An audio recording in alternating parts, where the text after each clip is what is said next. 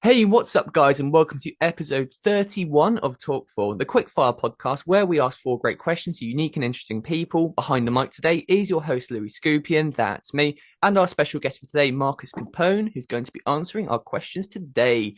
Marcus, please say hi, introduce yourself, and give us a quick rundown of who you are and what you do before I shoot you some questions. Yeah, Louis, thanks for having me. Very excited. So I am Marcus Capone, live in Southern California.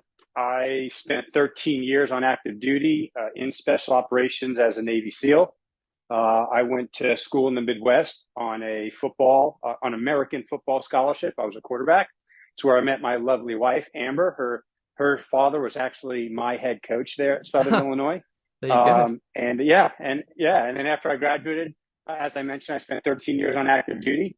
I was medically retired in 2013 with a host of just some minor issues with my head. I had some mild traumatic brain injury. Mm, I was diagnosed with PTSD and major depressive disorder, and it kind of started me on the route of the Western medicine approach to what I was experiencing. right. And and then after 7 years of trusting the system, multiple brain clinics, multiple psychologists trying to figure out what was going on, and I was just really not in a great place. I was introduced to psychedelic medicine at a very kind of high end, reputable retreat in Mexico.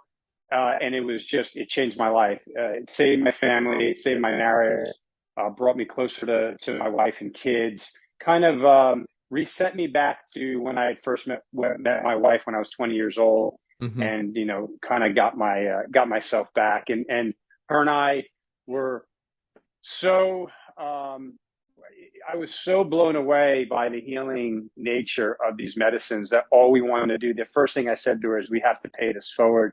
And this is exactly what our friends and teammates need. And we started our nonprofit basically that day.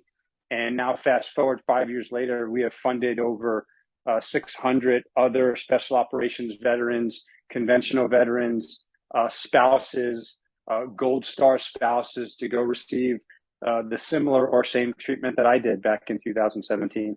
Wow.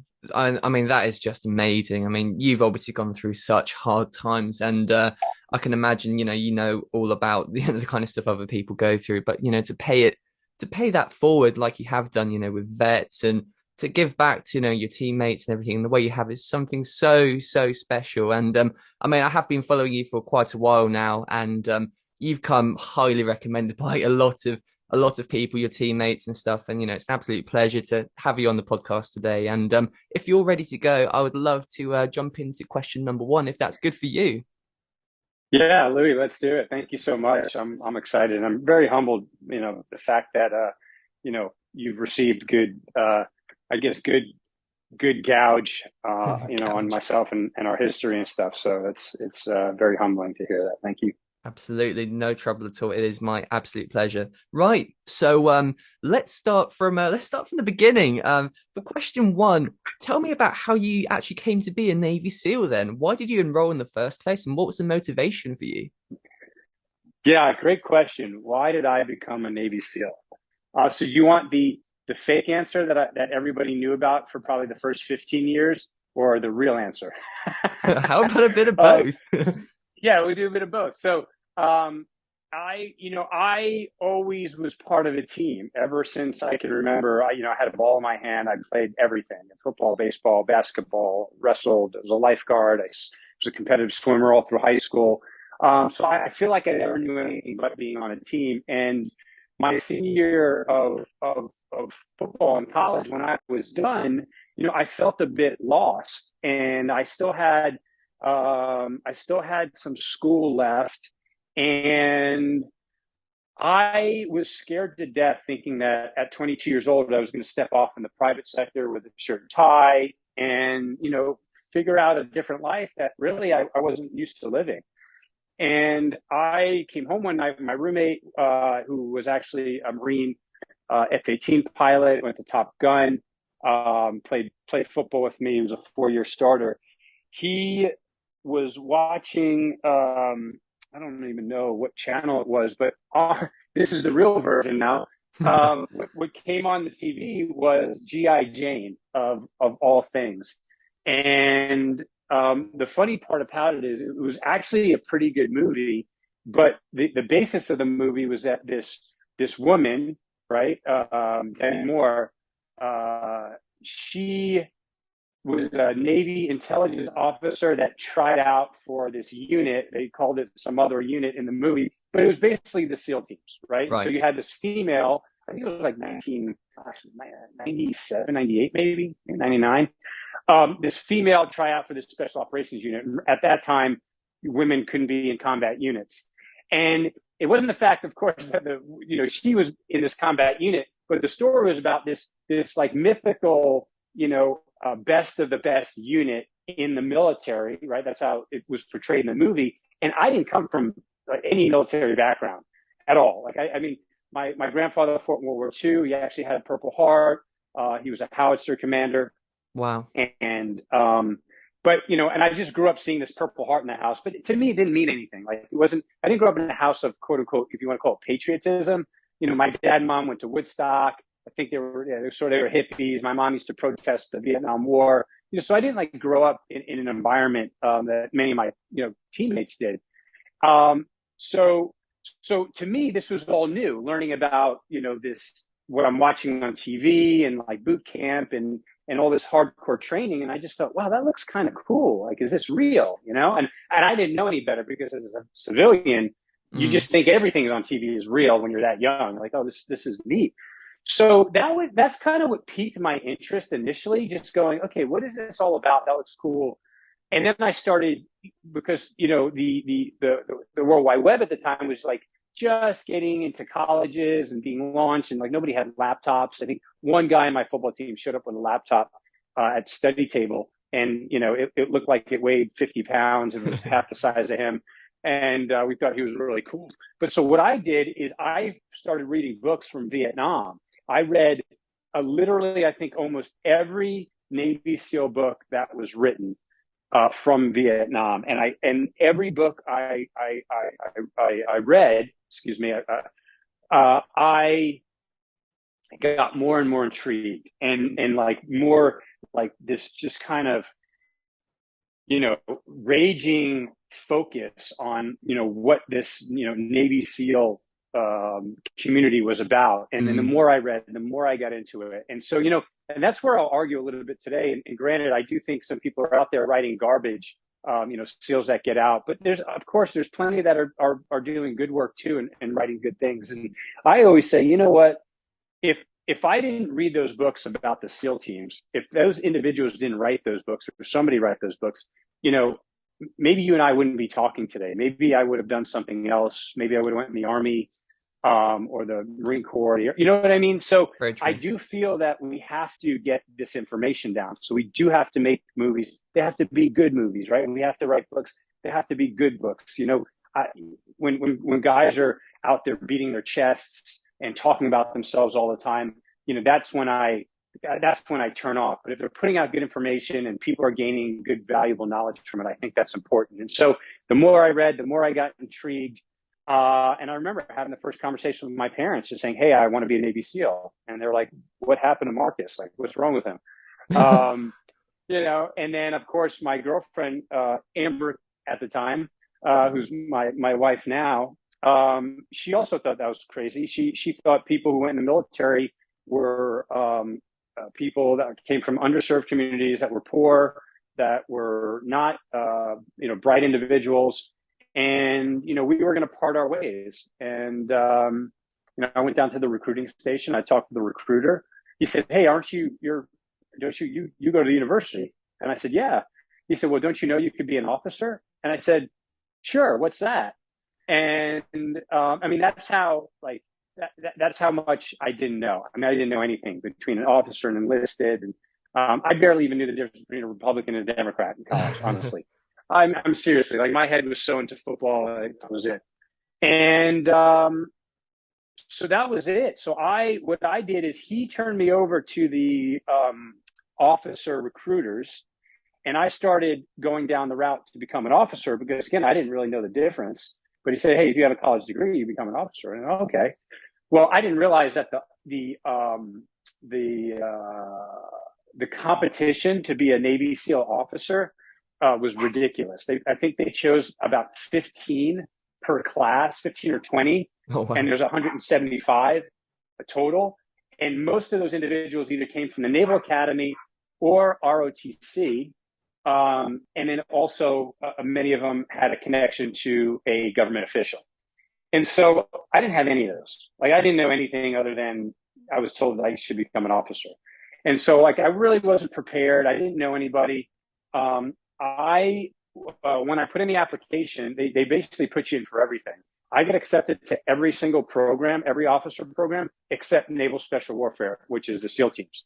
And so they said, "Hey, you can go in everything else. Your ASVAB scores are great." Um, and I said, "No, that's not why I'm going in the military." I said, I'm going to be a SEAL. So how do I go do that?" And they said, "Well, you can't do it if you become an officer. You could come in the Navy as an officer, and then you have to serve, on a ship for 2 years or do something else for a couple of years, and then you can transfer over." Mhm. And even not knowing enough, that just didn't seem right. And then I said, "No, I just want to be a SEAL." And they said, "Okay, well, you could be an enlisted guy. You can go ahead and enlist, and then you're most likely going to go right to SEAL training." I said, "That's perfect. That's what I'll do." So I did all the paperwork to become an officer, got accepted into everything except into the SEAL program, and so I decided to enlist. And yeah, the rest is history. There you go. I mean, yeah, good history as well by the sounds of it. And doing a bit of my research on you, it's obviously appears you were in team 6 and 10. Is that right? That is correct. Okay, Yes. and you were by an explosive breacher, I believe. Is that correct as well? Yes. Yeah. Right. So what a breacher. Yeah. So it's funny because when I left the military in 2013 and I hopped in the private sector, I was looking into all different types of banking and hedge fund jobs, and my resume said breacher, and it was very built toward like for like a military, like a government contracting style resume, and I didn't really have a lot of help to transition into the private sector. So there were a lot of like military-esque terms, and everybody would ask what a breacher is, and I always have to explain myself. Well, really, just a breacher is an explosives expert, but it's Right. more of a tactical explosive expert in terms of they teach you how to get into places that are locked. So, doors and windows and cars and walls and gates and fences and, all types of things. And so, anywhere from explosive breaching charges, they could be tiny just to like, knock locks off, or they could be a lot bigger to actually, blow holes through Mm. walls. We also learned how to pick locks and start cars and, break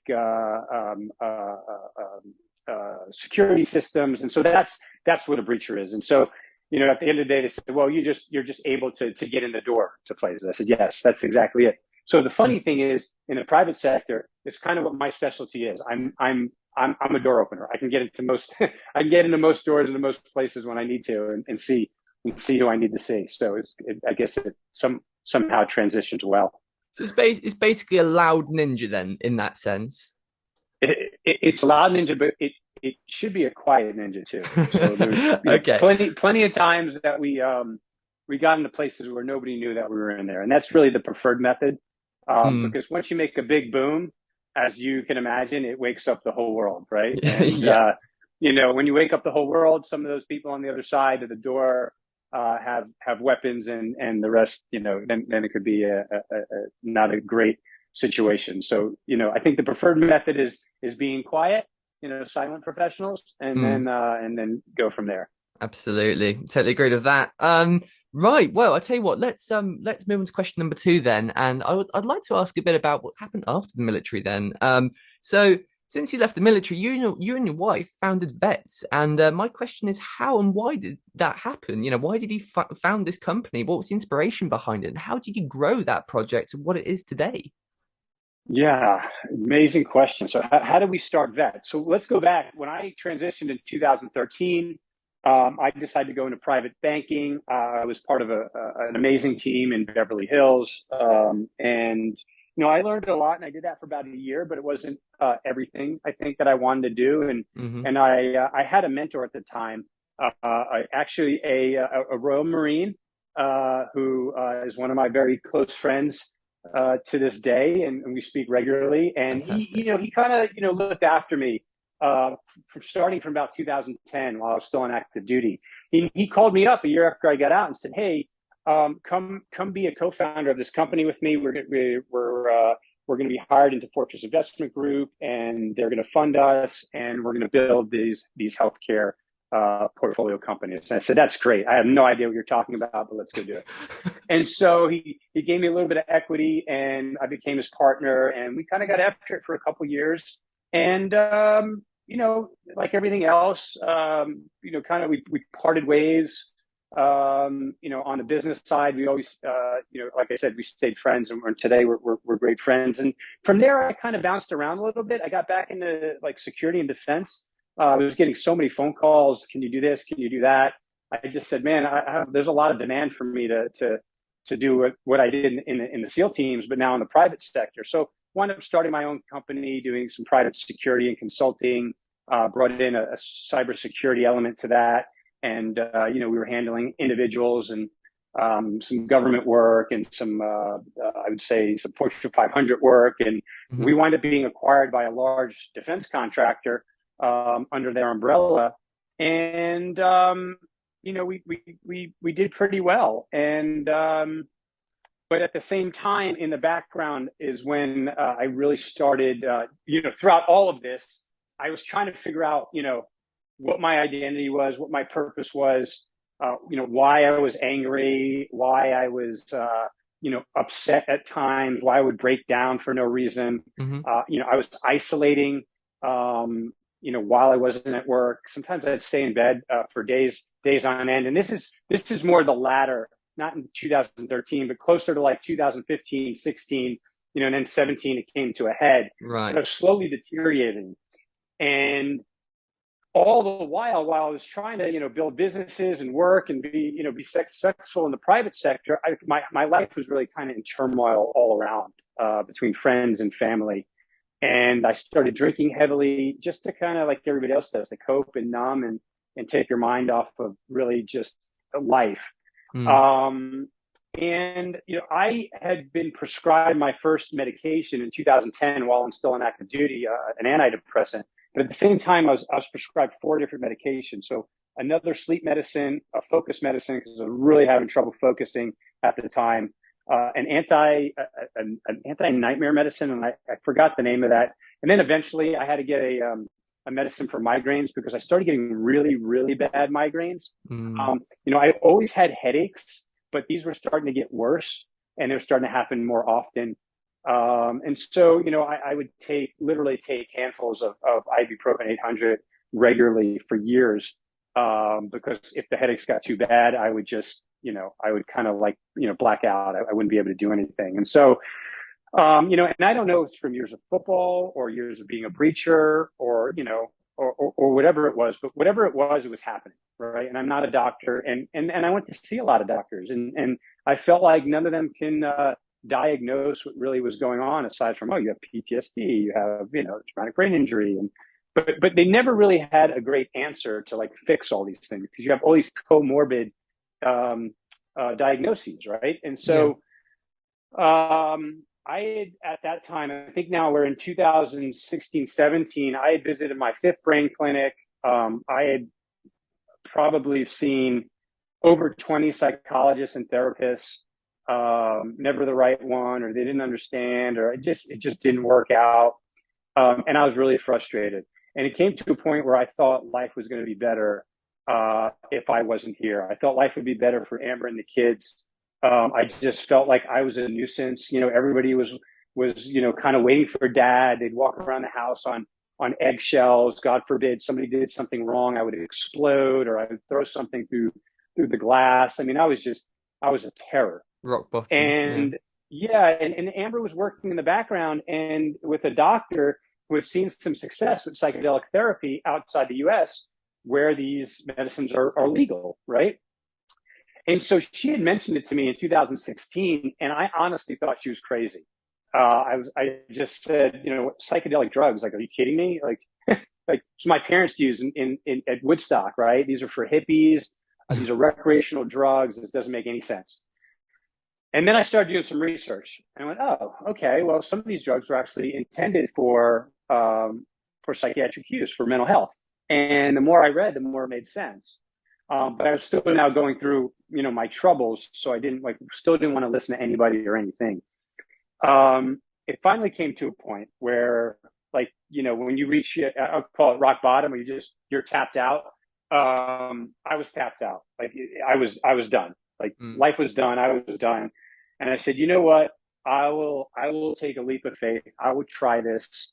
I'm so tired of everything else. I'm tired of nothing working. I'm tired of my life being miserable. Let me make a go at it. I had tried it all. I tried hyperbaric oxygen therapy. I tried the TMS, transcranial magnetic stimulation, and all these things are good. They just weren't working for me. Right. Um, so I took a leap of faith. I went to that retreat, no expectations at all. Literally, I went there negative, and when you approach a psychedelic experience, the two main things that you have to have are the set, meaning the mindset, the preparation going into that experience, and then the setting, meaning the setting that you're actually receiving the drug. Because if you're like at a rave or a bad party, or that is not a good setting, that's where you hear stories of people having bad experiences and high anxiety and all this stuff. So you have to have the proper mindset, and set and setting is called preparation. And I didn't really have that. I went down there just angry and pissed and thinking that this was not going to work. And man, I was 100% completely wrong. Wow. And it was a very tough experience. It was about a 6 to 8 hour, 10 hour, just journey to hell. And I experienced some really harsh images and traumas. I experienced a lot of blood and gore and violence and fighting, and some things that went on with my dad, and things that I experienced with my friends, individuals that I served with that we lost, like just all types of stuff that may have been running around in your subconscious mind. Hmm. All those things come out to the forefront. You actually face them, so you actually deal with them. And for some people, I guess like me, it was a flood of shit. And so that's why psychedelic medicine may not be for everybody. If you have a ton of stuff going on like I did, some people can't handle that flood of it's healing, but it's still a flood of stuff.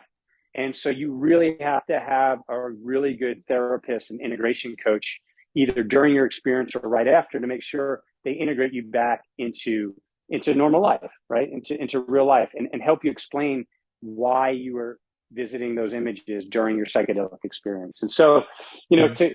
to come back around to your question of how and why we started Vets, my experience was so life-changing and so dramatic and so incredible that I literally remember meeting her in the hallway. Like, we hugged, we embraced, we cried, and I just turned to her and I said, like, this is exactly what the guys need. Like, this is it, And because I wasn't the only one experiencing all these things. Like, I was dealing with all my friends and former teammates that were saying the same things, dealing with the same things, taking the same mood stabilizers and antidepressants and stuff to help figure out what the hell's wrong with us, right? Hmm. It's what happens when you fight 20 years of sustained combat. And granted, I was in for 13 years. I have friends that have been in twice as long and 3 times as long, has done 2 and 3 times as many combat deployments, So you can imagine what some of my brothers are going through right now. Oh, for sure. Yeah. And yeah, and so we just wanted to pay it forward. We just said, hey, I can't believe more people don't know about this. Like, let's just figure this out and get more people down here to treatment.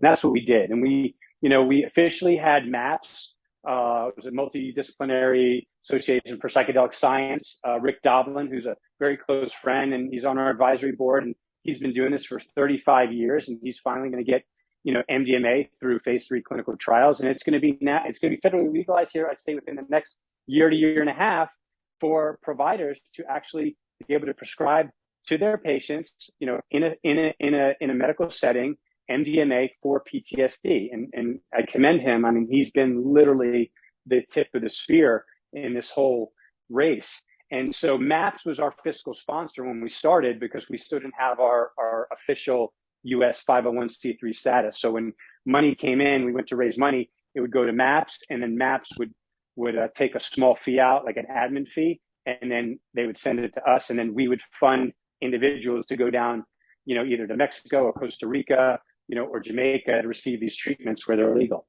And then we received our 501c3 status in 2019, and then we were off to the races. We were able to raise more money, build a team. We have almost 17 individuals now that are working underneath vets, and they're not employees, they're partners, because they're just the most incredible people to help Amber and I kind of build this vision and mission that we're on.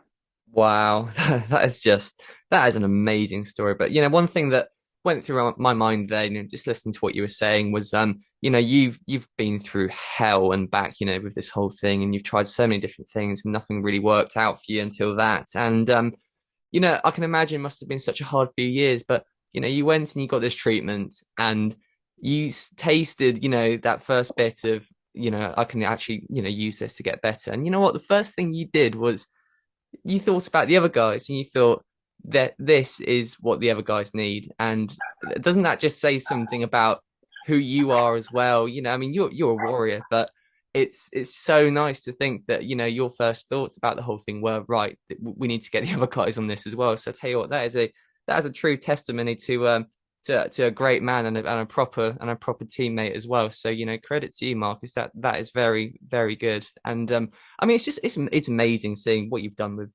vets and how that's grown. But I'm interested though. So you obviously you go and found this company with your wife. How do you grow this business, or this charity rather, from the ground up? Did you go through your teammates, or did you get support from somewhere? How did it happen to get so big?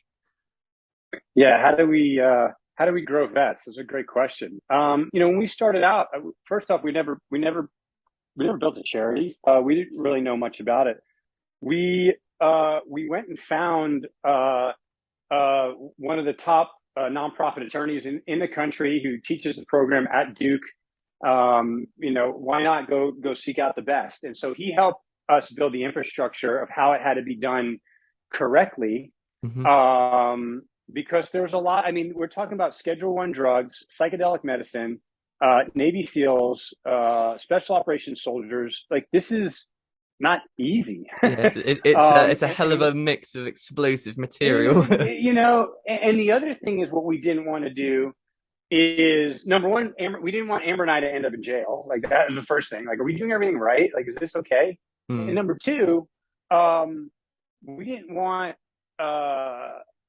any bad media or press to come out against our teammates or the SEAL community. And that was like one of the biggest things that we cared about, and we still care about, is that, number one, we don't want to ruin our reputation. We don't want to ruin the reputation of the community that I think is so powerful, and one of the top, literally one of the top, brotherhoods and communities in the world in terms of just everything. mm. And I took so much from that community. And so we didn't want to ruin that. And so we just had to build the infrastructure right from the start and set it up correctly, legally.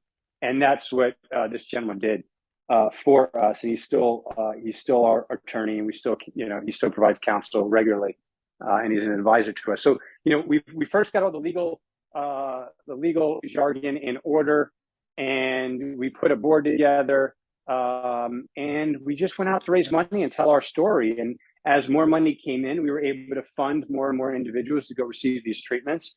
And as the anecdotal evidence started coming back that these medicines are starting to work for everyone, Mm. the likes of places like Hopkins and Yale and Ohio State and Stanford started showing some interest.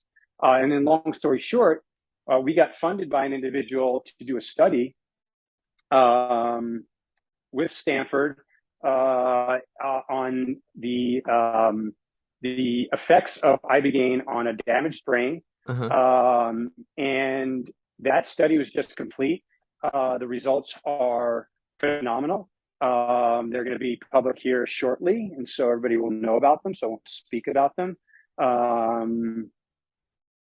because I really don't know. But all I know is that I keep hearing keep hearing good things, good whispers. That's good. Um, yeah. And so, as we grew, initially we started funding individuals to go receive these treatments in countries where they're legal. Then we got into funding research, Stanford, Hopkins, data collection efforts.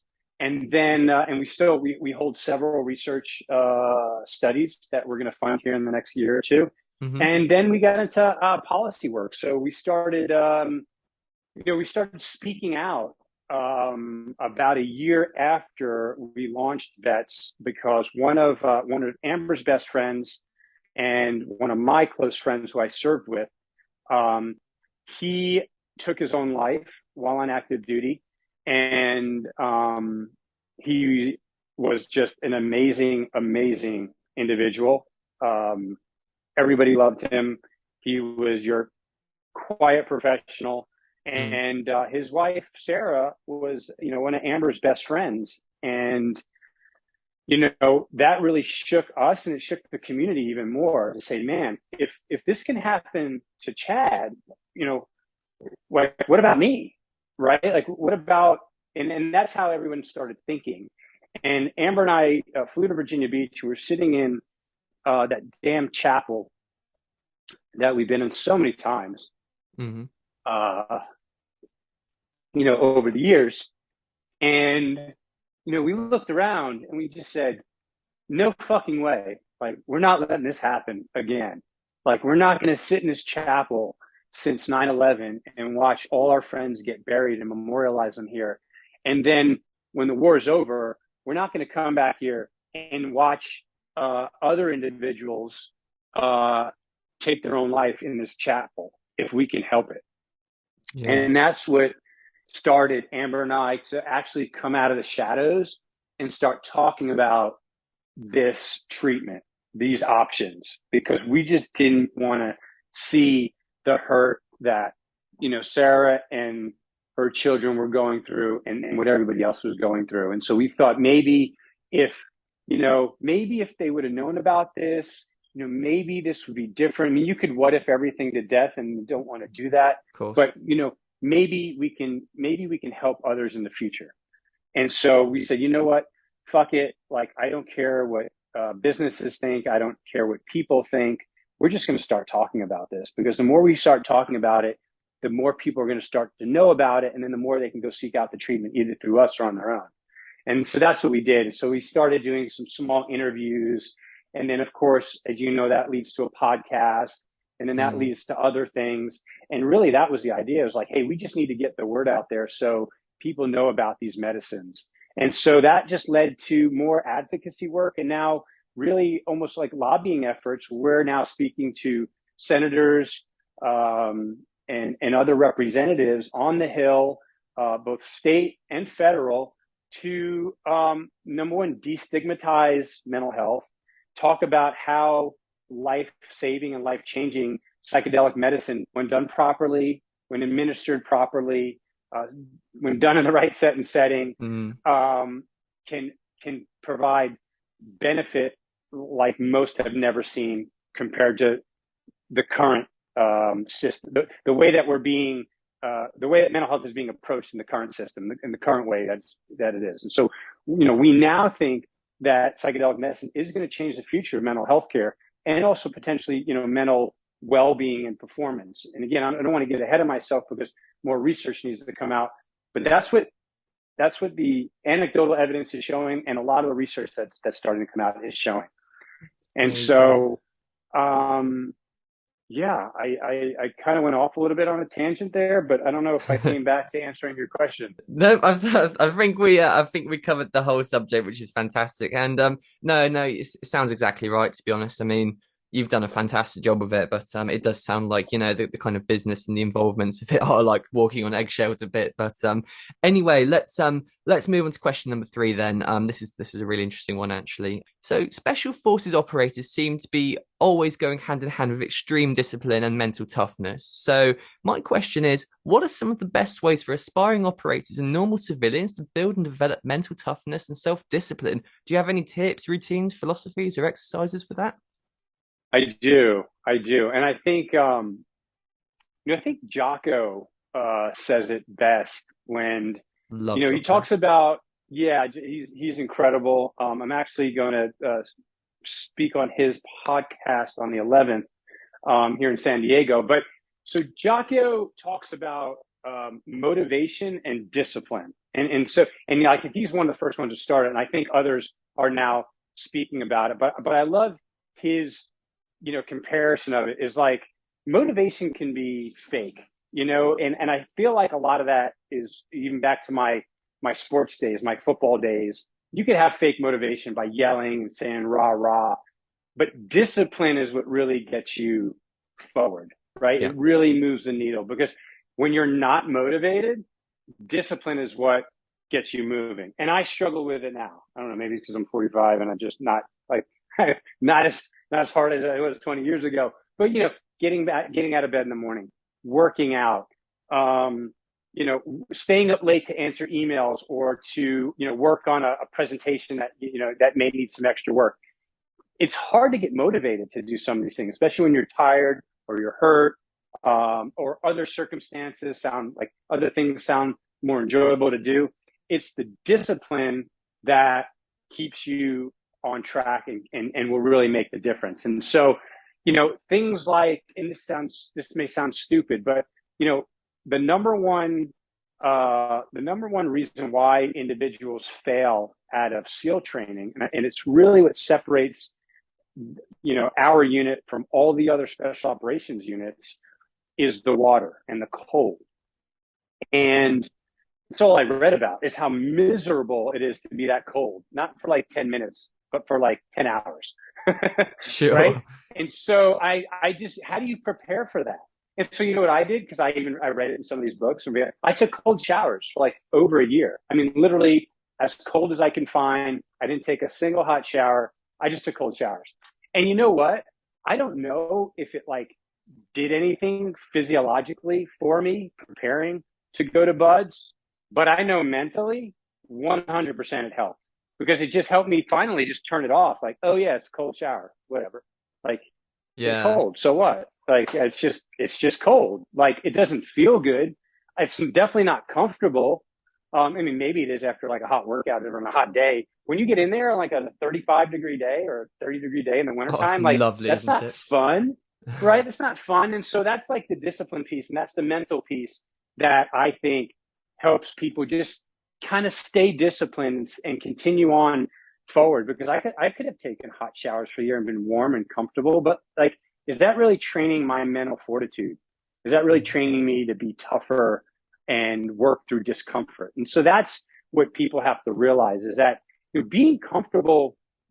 I mean, of course, I'm not going to sit here and be, you know, tell you that being comfortable at times is not okay. But, you have to train through uncomfortable situations. Mm. One of my best buddies, Jeff Boss, said, I think he said it the best, was like, you know, pray for a miserable life, pray for an uncomfortable life, because that's what makes you harder. That's what makes you stronger. That's what makes you, have that fortitude to keep going. Now, granted, you may have some, you may have some baggage eventually that comes with that. But those are the things that we're doing on the mental health side to help you overcome, some of those things. But, working through those tough situations and being uncomfortable is going to help you succeed on the backside. And so I always tell people, that you got to get out of your comfort zone. You got to do things that are not normal or not comfortable or not easy. Go learn new things. I have many friends. I'd say the majority of them that didn't serve. So I could have been a SEAL. I could have done this or I could have done that. And I kind of laugh or smirk or smile, whatever.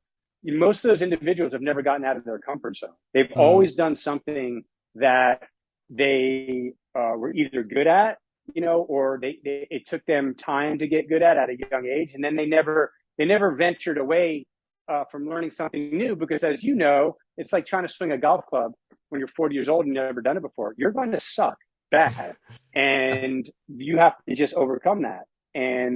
But most people are not even going to pick up the club because they're just embarrassed, or they don't want to learn something new, or it's uncomfortable to, sit there for weeks on end and constantly mess up and constantly feel like you're a failure. But like, that's growth also, right? Like, so you're growing through it. And I'm talking to someone who's played at the top of his game, right? So I'm preaching to the choir here. You know what it takes to be the best at a sport. Um, it's not a 9 to 5, right? No, of course. Yeah. Absolutely not.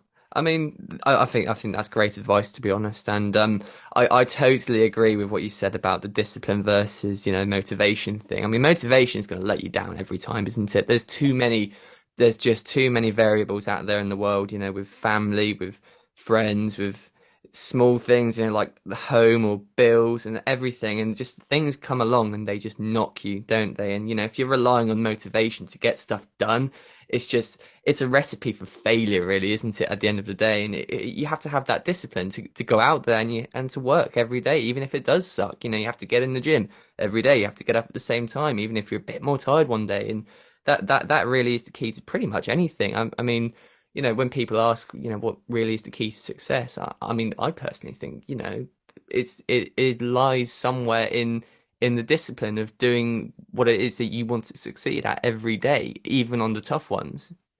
Which is difficult and is hard work. So you just said it is hard work. And I think people get tired of hearing that, but it is so true. Like, hard work will get you there. And you may not be the smartest, and you don't have to be the smartest. But if you keep driving, you're going to learn. Everybody's able to learn something, right? You can be Mm, very good even at a single thing. But if you just keep working at it and working at it, working at it, working at it, like, that person's going to succeed for sure. He's going to find a way to get it done. But a person who's just, again, like, sits back 9 to 5, is comfortable, may not be willing to put in the extra effort, that person's going to stay wherever, kind of 5 to 10% fluctuation each direction. You're mm. not going to gain big movements. Absolutely not. No, totally agreed there. That really resonates with me. And I mean, I do tennis full time as well, and I do other things like Brazilian jiu-jitsu too. And I recognize it. Some days it sucks. You're gonna hurt a bit more one day, or one day you're gonna feel a bit, not so good, and might have had a bad night. Or you catch a cold or something, recovering from an illness or family. Something's happened. It really does lay somewhere in that. Okay, I'm still gonna go and do this, even if it is just, I'm gonna go through the motions today a bit, but I'm still gonna get myself out of bed. I'm gonna go there. I'm gonna have that cold shower, like you said, and I'm gonna get in the gym or in the dojo or on the court, and I'm gonna, bash, bash, bash. And I tell you what, it's funny how it works, though, isn't it? Because you could be having one of those bad days, but I can almost guarantee. I mean, for me personally, whenever I've had one of those bad days, and I have then forced myself to go get in the gym, get on the court, do something like that, it you feel so much better after doing it because you feel a bit proud of yourself, don't you, for doing it? You do, and in all honesty, like, all the research now has come out and just said that physical activity uh, is actually better than an antidepressant. Like, literally is better for you than taking. And it's the research is showing that you're getting better results from doing exactly what you did than from popping a pill. I can totally imagine why that would be true as Yeah, well. And yeah. I mean, it's funny how it works though, because sometimes I do a week of training or something, and then I need a day off. And if I take that day and I'm in bed the whole day, I'm just watching movies and stuff.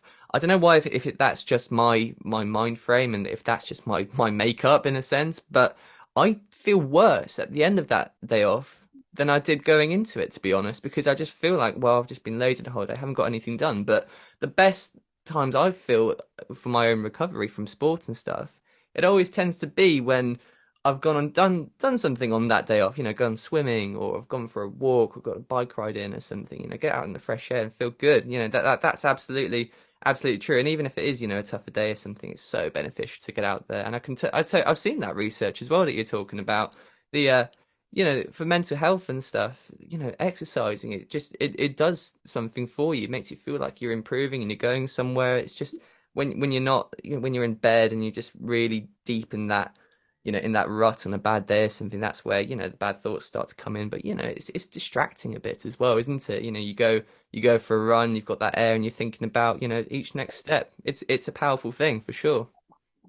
No, it is. Well, like yesterday, I sat in front of my laptop and answered the phone for 15 hours. I was angry at the end of the day. I was really angry. I can All imagine. I want to do is go to bed and forget about the day. I really was. I said, man, like I didn't do anything today aside from, grind on this keyboard here, and answer calls. And yeah, I mean, all I needed to do was break away for an hour, and go get some fresh air and walk the dog or go for a run or swim or something. And Mm. it would have made all the benefit, instead of going to bed angry.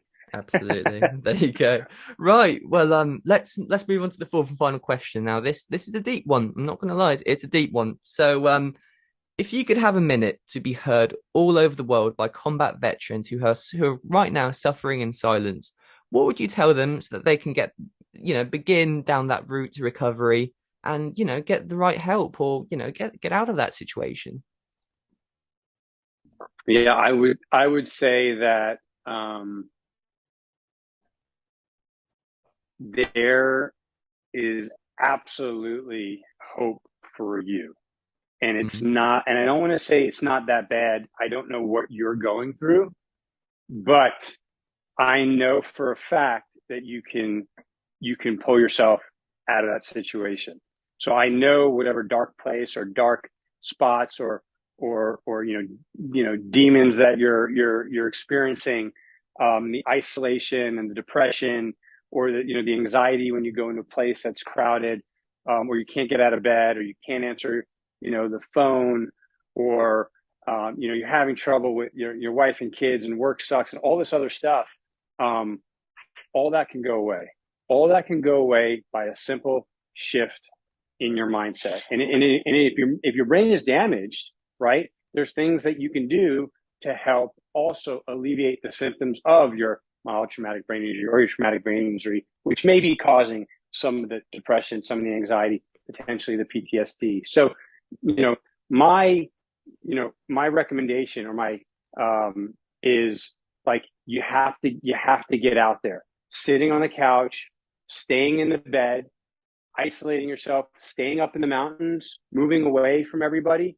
you know it's probably the worst thing you can do. And you don't want to hear this when you're in that place. You don't want to work out, you don't want to go for a walk, you don't want to meditate, you don't want to do yoga, you don't want to go to the gym, you don't want to do jujitsu. Like, you don't want to do anything.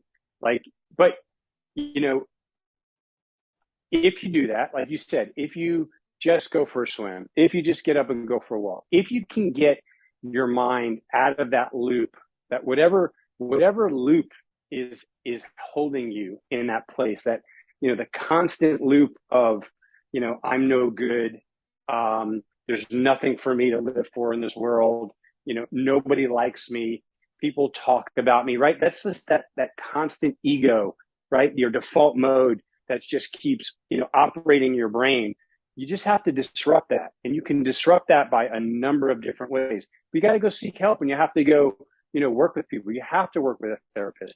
You potentially have to work, if you're going to get introduced to psychedelic medicine, you have to work with an integration coach to understand how you can work through those issues. So my point to this is that you can absolutely get better, but it is going to take work. It's not just a pill, right? It's not, that Western medicine loves that. Give you a pill, walk away, or I give you a pill for 30 days, you come back.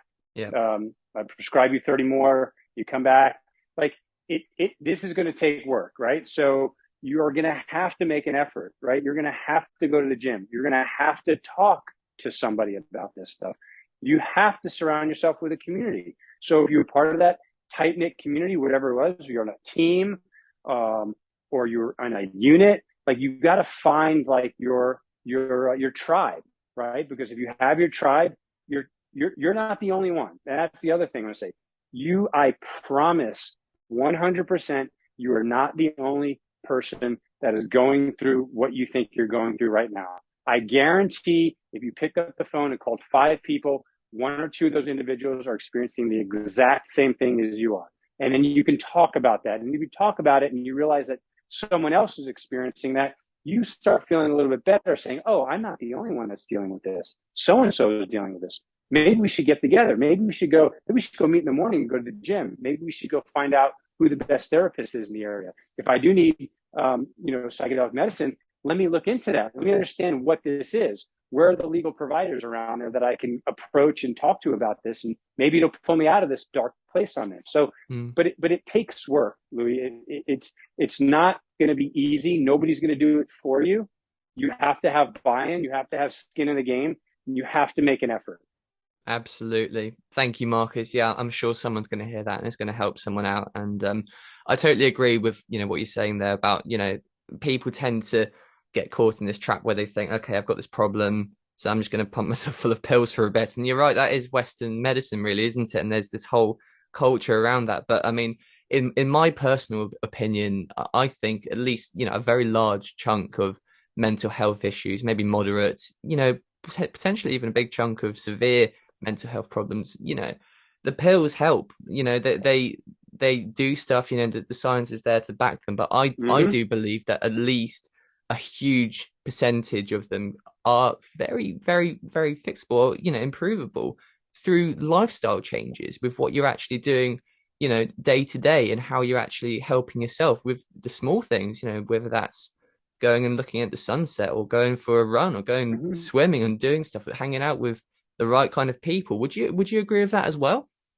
I would completely agree. And I tell you what, if the pill helps you get to a place where you're able to start enjoying other things or at least make an effort, then that's why they're there, right? Because the pill itself is not going to solve your problem. Yeah. It's going to fix the um the the symptom, right, Mm, that you're struggling with, but it's still not going to get to the root cause of why it's why you're going through whatever you're going through. So if the pill is able to at least make the symptom go away and enable you to make some effort to go watch the sunset, to go eat better, to go start working out again, mm, or focus more on work, whatever, then do it, right? But again, it's the work, right? It's not just taking the pill and expecting life to be okay, right? You still have to sure. make the concerted effort, and so that's the big thing here. And then, antidepressants do work for about 40. They're still, I think, trying to figure out maybe 30 to 50% of the population, but when you take that pill, they don't tell you that you're supposed to do work alongside that, and you're really only supposed to take those pills for like 6 months max, not Sure. 7 years that I was on, Mm, and more. Like I know I have friends that have been on them for 20, right? Like that's not how they were designed. They were designed to stop some symptoms, get you moving, get you going again, and then kind of move on. So absolutely. I mean, I suppose my kind of analogy for what you're explaining there would probably be, it's like imagine you have, a deep wound on your leg or something, and the pills are almost like the plaster or something that you're putting over it. But realistically, you need to fix, the real issue, which tends to be in lifestyle, and you need the stitches. You can't just put you can't just put a band-aid over something that's, a deep wound. That's probably how I would look at the whole thing. But yeah, I totally agree. Absolutely spot on with that answer. And I do hope that, someone struggling, not just in the military or veteran or something, I do hope that, my friends and, the people who listen to the podcast, if they know someone, they take this advice as well. And I do hope that, the message does get spread around correctly, because, it does need to be heard. And yeah, Marcus, that is obviously the four questions done now for today. And before we wrap it up, it is time for what I like to call the shameless plug. So, Marcus, feel free to take a minute and promote anything that you're working on, you want people to take a look at, or just something that you believe in. yeah, I love it. Well, you could always look at what we're doing at Vets. We are still growing. We are very vested into kind of changing the world and helping everyone. As you said, we started with veterans, but we know that the whole world is going through the same Mm, issues.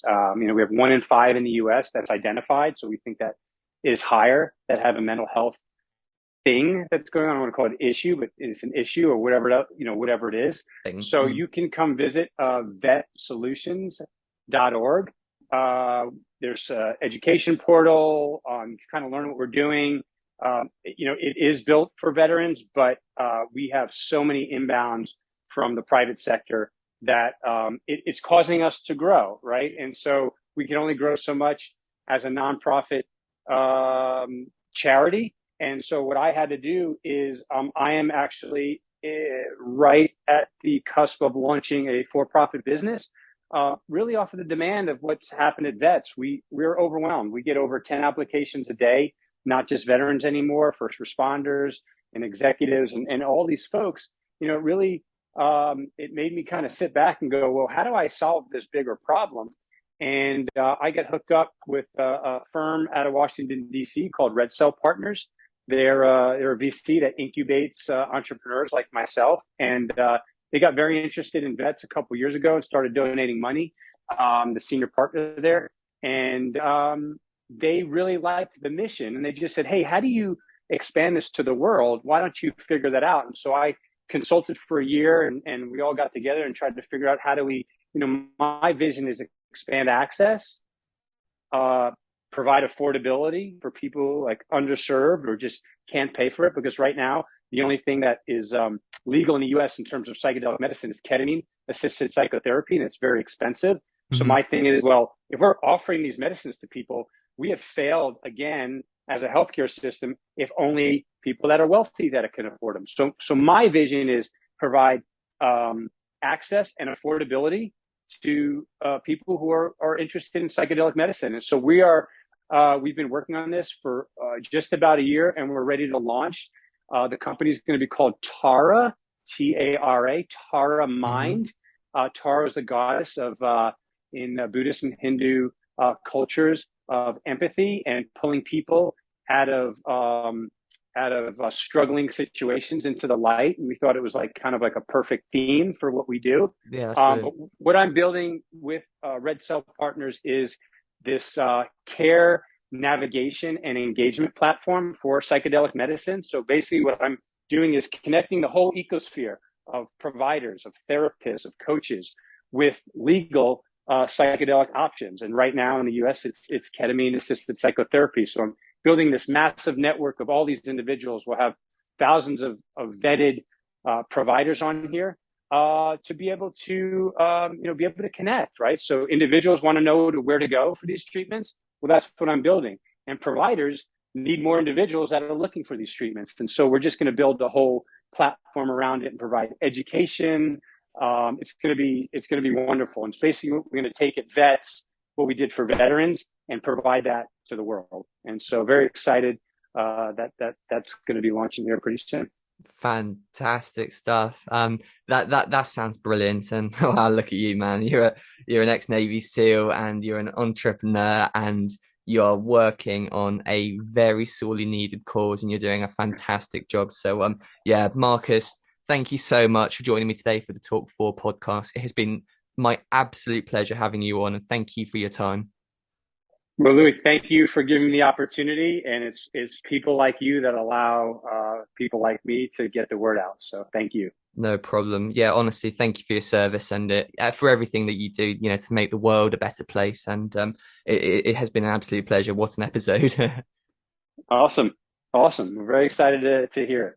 Fantastic. Well, thank you guys for listening. This has been episode 31. I can't believe it, 31 episodes. And if you'd like to listen to our past episodes, there's some great ones out there. Go and have a look at our channel. And if you'd like to listen in for our future ones, make sure to hit that subscribe button and leave a comment, leave a like, spread some love, and signing off for now.